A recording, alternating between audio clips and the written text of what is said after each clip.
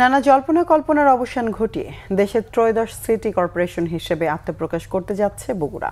সোমবার বর্ণাঢ্য আয়োজনের মধ্য দিয়ে নতুন এই সিটির আনুষ্ঠানিক উদ্বোধন করবেন প্রধানমন্ত্রী তারেক রহমান। তার সফরকে ঘিরে বগুড়া জুড়ে সাজ সাজ রব। স্থানীয়দের মাঝে বিরাজ করছে উৎসাহ উদ্দীপনা। মতিউর রহমানের ক্যামেরায় আব্দুর রহিম বগরার রিপোর্ট, জানাচ্ছেন সিরাজুম মনির শুভ। সরকার প্রধান হওয়ার পর সোমবার প্রথম নিজ জেলা বগুড়া সফর করবেন তিনি। এবারের সফরে বগুড়াকে দেশের ১৩তম সিটি কর্পোরেশন হিসেবে ঘোষণা করবেন প্রধানমন্ত্রী। অংশ নেবেন বেশ কিছু রাষ্ট্রীয় কর্মসূচিতেও। প্রধানমন্ত্রীর আগমন ঘিরে পুরো জেলা জুড়ে বিরাজ করছে সাজ সাজ রব। ধুয়ে মুছে রং করে সাজানো হচ্ছে সরকারি সব স্থাপনা। শেষ সময়ের কাজ চলছে জনসভাস্থল বগুড়া মহানগরের আলতাফুন্নেসা খেলার মাঠে।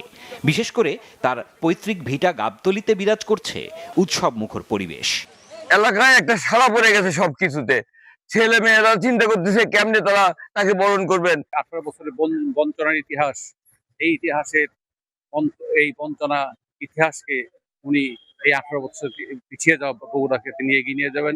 এটি বগুড়া মানুষের কথা। যখনই সিটি কর্পোরেশন হবে তখন কিন্তু এর পরিধি, উন্নয়নের পরিধি অনেক গুণে বেড়ে যাবে। সর্ব সেক্টরে, স্বাস্থ্য, কৃষি, শিক্ষা, সমস্ত, যোগাযোগ ইত্যাদি।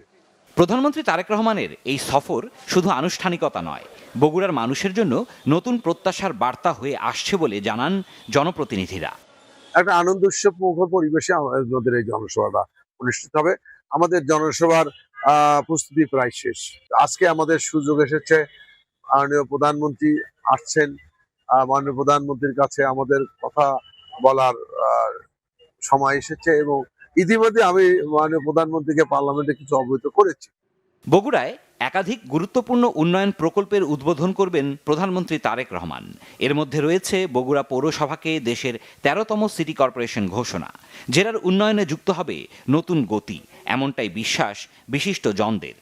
প্রধানমন্ত্রী হয়েছেন বগুড়ার সন্তান, বগুড়ার উন্নয়ন হবে, এটাই স্বাভাবিক। আমাদের প্রত্যাশা যে বিগত 15টি বছর আমরা যে বঞ্চিত ছিলাম, সেই বঞ্চিত জায়গা থেকে আমরা আমাদের সমতার জায়গায় আসতে চাই। সোমবার বিকালে মহানগরের আলতাফুন্নেসা খেলার মাঠে জেলা বিএনপির আয়োজনে জনসভায় বক্তব্য রাখবেন প্রধানমন্ত্রী, যাকে কেন্দ্র করে এরই মধ্যে সম্পন্ন হয়েছে নিরাপত্তা সহ সব প্রস্তুতি। সিরাজুম মনির শুভ, বাংলা ভিশন, নিউজ ডেস্ক।